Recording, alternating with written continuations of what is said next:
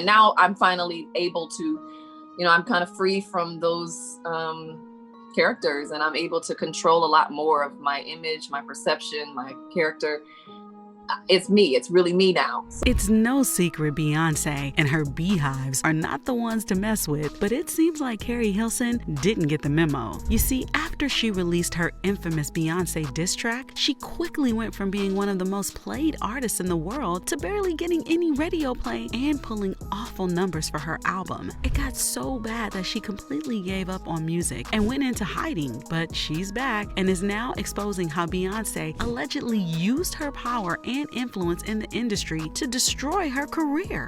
I had to do a couple more things, but I knew I gotta slow down. I started to contemplate losing my career, leaving my career altogether. I just knew I needed time to get back to myself. So it all started when a leaked remix version of Keri's hit, Turning Me On, started to go viral online. The song had a lot of people gagging because there were several lines throwing major shade at Beyonce. The lyrics read, "Your vision cloudy if you think you the best. You can dance, she can sing, but you need to move it to the left. She needs to go have some babies. She need to sit down. She fake. Them other chicks ain't even worth me talking about." This was an obvious shade at Beyonce. She even referenced Beyonce's song Irreplaceable when she said, "Move it to the left." But the song wasn't only directed at Beyonce. Ciara also got dragged by Keri when she sang, "Go ahead and tell these folks how long I spent writing your songs. I've been putting you on. Just check the credits," basically exposing that Keri had been a ghostwriter on a lot of Ciara's songs. But once the Beehive started flooding her social media and dragging her, she quickly backtracked and denied the song was shade to either Beyonce or Ciara. She even called in during one of Ciara's radio interviews and told her the song was not a dig at her. She said, "I want to tell Ciara it's not about you. People are just reading way too far into it. People take things and make it what they want it to be. It wasn't taking shots at nobody." Ciara responded, "Cool. I guess everybody is here to listen to what Keri said, and I take her for that. From my end, it's always been nothing but love for you. I was very happy for you to get where you are." Keri then responded back by saying, "I know that's sincere.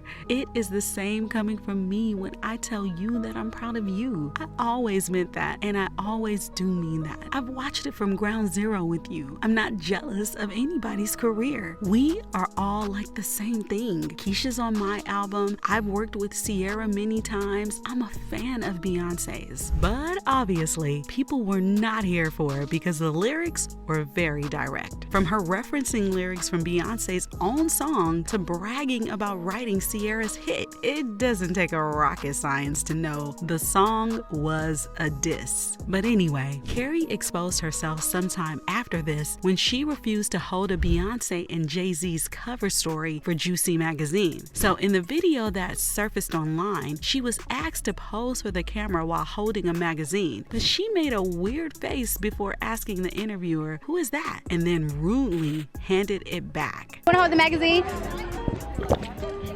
Just shout out Juicy Mac. Let's just say that was the last straw for the Beehives, and they came at her with everything they had. It got so bad that Keri had to run over to Twitter and literally beg them to stop bullying her. In a series of tweets posted to her page, Keri said, "It's too much. Please. Is everything I tweet gonna be intentionally misinterpreted as a statement about someone, drama I know nothing about?" She continued, "You have no idea what your hateful words can do to someone's spirit. Years of verbal abuse from strangers all day long? Enough is enough." She ended her meltdown by saying, "I'm here for my fans. I'm stronger than you imagine. But waking up, going to bed to your ugliness, it's just too much. Kids, I get it, okay? You can stop now." Oh, but the Beehives were far from stopping. When Keri tweeted, "As far as my mistakes, God has dealt with them," one person said, "Checks, Billboard charts, he has indeed." And another user joined in and said, "But God hasn't erased you from from life yet, so God hasn't dealt with you. I cannot begin to imagine how mentally draining it was for Keri to wake up to such horrible comments like this every day. To make things even worse, Keri also seemingly went into hiding and did not release any songs for 7 years. Her radio play declined, and her album sale numbers were a hot mess. Keri later opened up about her hiatus during an emotional interview with psychic medium Reginald Lewis, where she admitted that she hit rock bottom while holding back tears the whole time. It is kind of a comeback. Yeah. It is kind of a comeback. Because I hit rock bottom a few times. You had to. Yeah. You had to. And that's the thing. And I'm crawling back to walking in my purpose. Now this is where things got tricky, because on one hand, some people claim it's not Beyonce's fault Keri got depressed and ran from music, and then you have people who claim it's her fault. Beyonce was well aware of everything that was happening and decided to stay silent because she simply didn't care about the damage it had done to Keri. Yes, she shaded Beyonce, but she acknowledged it and apologized. Many people believe that Beyonce could have asked her fans to let it go and stop sending the hate because it was obviously causing a lot of damage to Keri's mental health and career. Also, just recently, a man who allegedly used to be Beyonce's bodyguard went on TikTok and spilled a whole lot of tea on the Carters, from their marriage being a business arrangement to Beyonce being on drugs. And in one such rant, he specifically called out how Beyonce killed Keri's career. Beyonce and Jay-Z will do anything to destroy anyone who speaks out against them. Okay, I get the threats, but you have to remember one thing. I know your deepest secrets. I know so much about you and what you've done. I know so much on how you got where you are.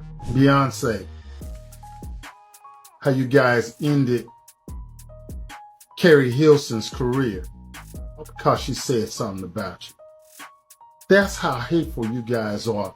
How you step on anybody to stay on the top. Things got even messier when Keri admitted during an interview with Out Loud that she was forced by big industry executives to put out a diss track targeted at Beyonce. She said she had no problems with Beyonce and that she was pressured into doing it. No one could ever compare to Beyonce. Let's just say the name that we're discussing. No one could compare. No one will for a very, very, very long time. And that was never my aim either. However, it was framed that way. Well, no, it was absolutely framed that way. It was written that way. Was not my lyrics. Was not my writing. So you had to pay the penalty. Was not my doing. She also admitted to being scared to expose the ones who made her put out the song. And then I'm caught, like, do I tell the truth?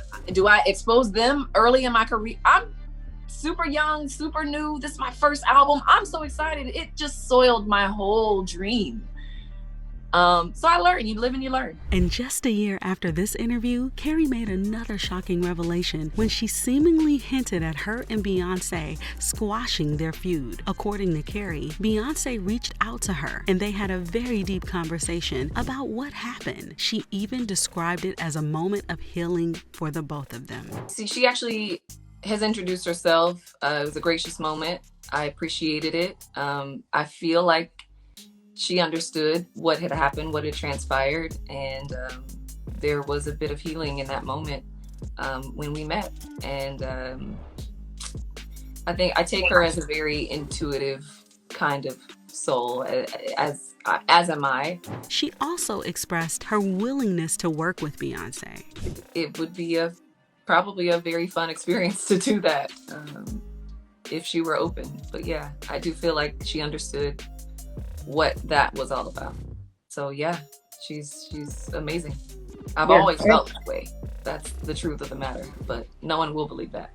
Now, I hate to be the one to spoil the fun for y'all, but chances of that collaboration happening is very slim. I mean, yes, Beyonce reached out to her and they talked through their issues, but that doesn't change the damage that has already been done. Even if Keri decides to make a comeback, it's been so long, it would honestly be a miracle if people actually pay attention to her. Keri deserves way better than this. And as usual, people had a lot to say about this. One user said, anyone who is competition for the Carters is deemed a threat and gets dealt with. Keri's lucky she's still alive. I've always loved her. She's gorgeous and equally talented, so I guess they recognized that early and had to do something about her. Keep it pushing, Keri. But what are your thoughts on all this? Do you think Beyonce played a major role in sabotaging Keri's career? Let me know in the comments down below. And don't forget to click here to watch this other messy video.